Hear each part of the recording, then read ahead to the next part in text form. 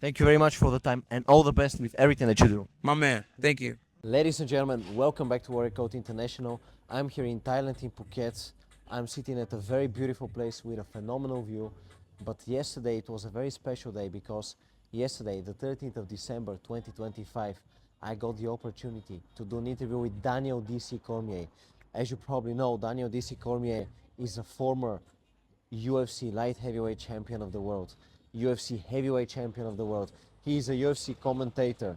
He is a man who's basically achieved everything when it comes to combat sports. He's also a two-time Olympic competitor, Olympian in wrestling. So the man has been extremely successful. Now he's a commentator, a coach, and yeah, a very inspiring person. But what happened yesterday was, oh no, 2 days ago, I was checking my Instagram and I saw a video of Daniel Cormier at AKA Gym in Thailand. I personally live very, very close to AKA Gym. So I immediately went to the gym searching for him. I actually spoke to one person there who was training there, and he told me that Daniel had been there yesterday.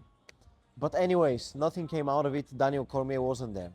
On the following morning, so on Saturday morning, on the 13th of December, I woke up and I thought to myself, I'm gonna go to the gym and I'm gonna check if Daniel is there. I went to the gym and I came across a guy, Lauri. Shout out to you, Lauri. He comes from Estonia. So we spoke, we just randomly spoke with each other.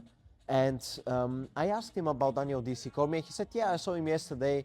We asked one of the coaches, when is Daniel coming? And the coach said, yeah, Monday morning he's coming. I thought to myself, all right, Monday morning Daniel is coming. I'm going to be here at 10 o'clock. I'm going to prepare good questions. I'm going to study DC's career even better. And I went to eat some chicken.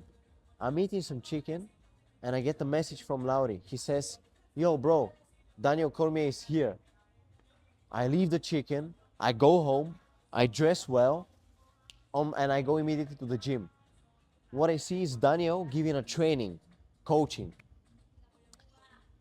I start making videos of the training session. And I'm looking at DC, I'm thinking, okay, when would it be a good moment to approach him and ask for an interview? But have in mind, last time with Israel Adesanya, I got a picture with him, but I did not get a chance to do an interview. This time I knew I'm not coming here for anything less than an interview. I don't care about the picture. I'm here to do an interview with DC. So I approached DC towards the end of the training session. I told him, you know, Daniel, I'm a big fan of yours and I've been watching your fights for many years. Would it be possible for me to do an interview with you? 3 minutes. He said, yeah, one moment I have to call my son. So he called his son and then he came back. We sat next to each other and we did the interview. I'm gonna tell you, many people, you see Daniel Cormier on television and you see him making jokes with Islam Makhachev, with Khabib, and he comes across as that uncle, you know, that uncle who is always joking. But in real life, he's got a very masculine presence. You cannot, this is a really, really, really strong person. You can just feel the aura, the masculinity, and don't get it wrong, don't get it twisted. You see him there with Khabib and stuff, and he's like clowning and all that, but that's not him. That's a little part of him. He's a very serious guy, a very masculine guy, a real champion, and you know, you just you feel that strong presence. But we sat next to each other. We did the interview, probably 4.5 minutes. I will upload the interview here. I'll also upload some videos of the people there at AKA Gym training. And I want to say that that was, for me, that was a very special day.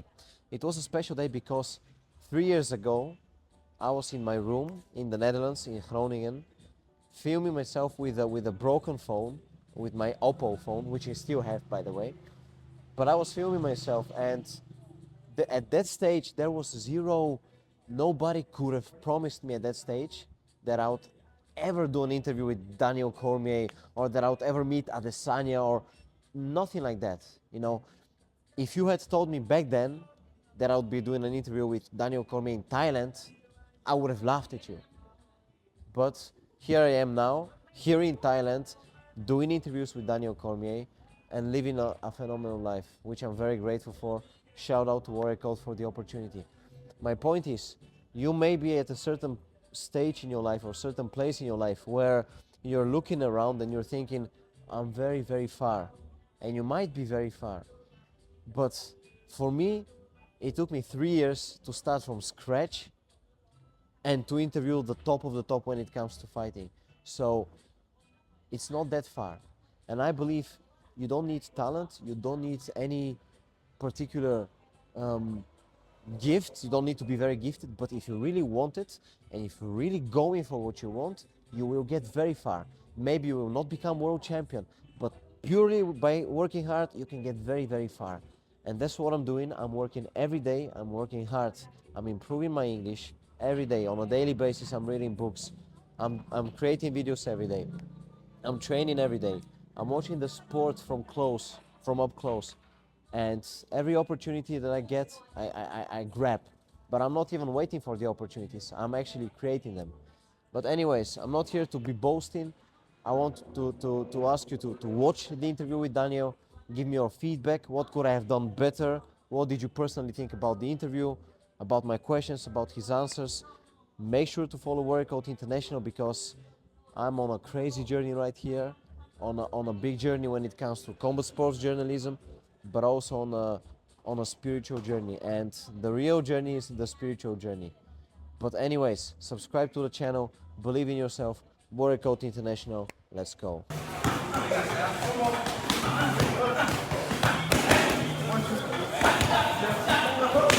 Combo! Go! Pop, pop, pop, pop, pop, boom, boom, boom, kick. All right, let's go! Yeah.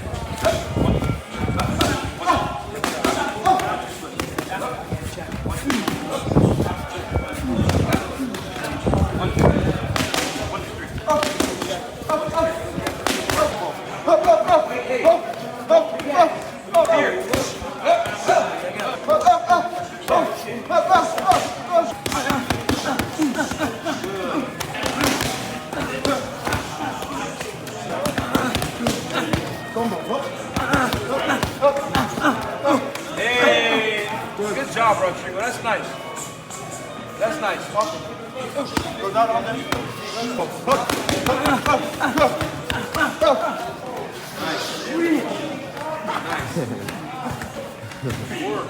Work. Yes, yes. Finish with the hook up top when you split him there. Once you split him down the middle there. Once you split him, once we split out that. Yeah, because this shit's down. Because he threw. Once I split him, yes. Once I split, oh my God, yes. And or in low, doesn't matter what. Yes, beautiful. Knockout. But don't do like it is.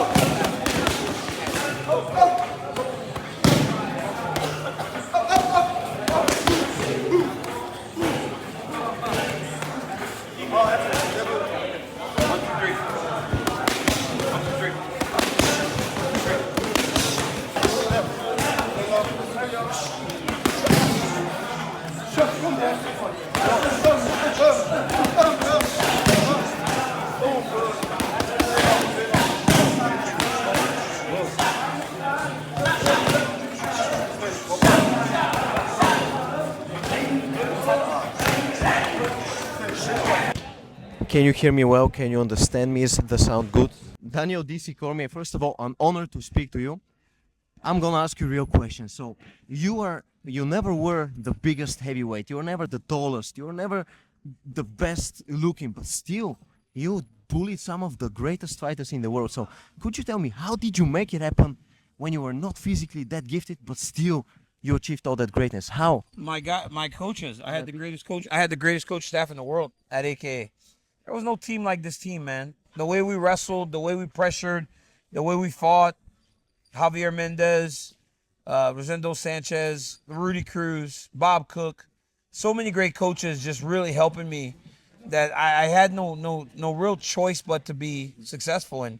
And then also like not fearing what's gonna happen inside of an octagon. You just go fight. You say not fearing, but you were fighting against some very, very big guys. Could you, what kind of pressure was it before stepping in that UFC octagon? You know that you do everything you're supposed to before the fight. There's no pressure.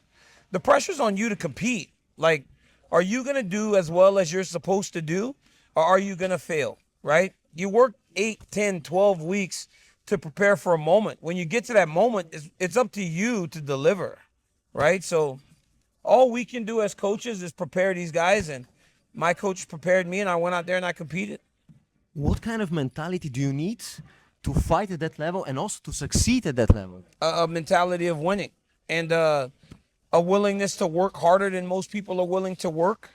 And honestly, just a commitment to excellence, man. If you commit to being the best, a lot of times you'll surprise yourself with the results. But what I'm very curious to know is, you've had the highest highs, but also in that sport you get to get the lowest lows, right? Yes. So, for example, when you win, everybody's screaming DC, DC.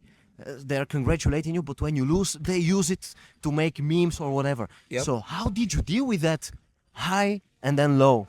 Well, I mean, this is the career I chose, right? Everything's never going to be perfect. You know, shit happens, man. You win, you lose. And honestly, when you lose, you don't really lose. You just get like a chance to get better and learn. Learn from the mistake that you made. That's always been my mentality. And never quit. I'll never quit at anything in my life. So, yeah, I just work.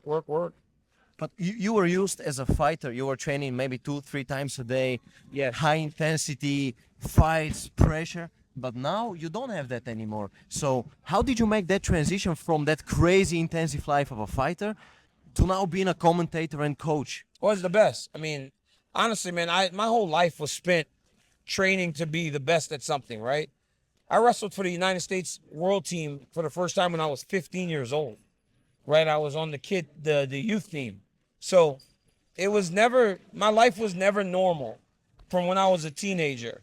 So now it's like relaxing and try to give back what I got from so many great people in my life.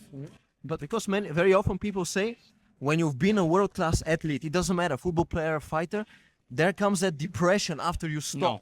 For you, There's no depression. No. I lived the greatest athletics life I could ever have imagined. I'm from Lafayette, man. I'm from Lafayette, Louisiana, small town, small place where most people don't come out of there and be successful. I could never ask for anything more. If I did, that would be greedy. what advice would you give, for example, to a person who is now starting with combat sports and also would like to reach the top? What piece of advice would you give? Stay committed. Work hard. Stay committed. Love every day, because that's the thing you miss when it's done. I don't have an anxiety about not training and fighting. I miss the time I got to spend with all my friends in the gym with Cain Velasquez and Luke Rockhold and Khabib Nurmagomedov, Islam Makhachev, Josh Thomson and John Fitch. All those great guys, that's what I miss. I don't miss the fighting. I miss the camaraderie of being in the gym with my friends. So live every day, love every day, and just be super committed to everything you're doing. Thank you very much for the time and all the best with everything that you do. My man, thank you.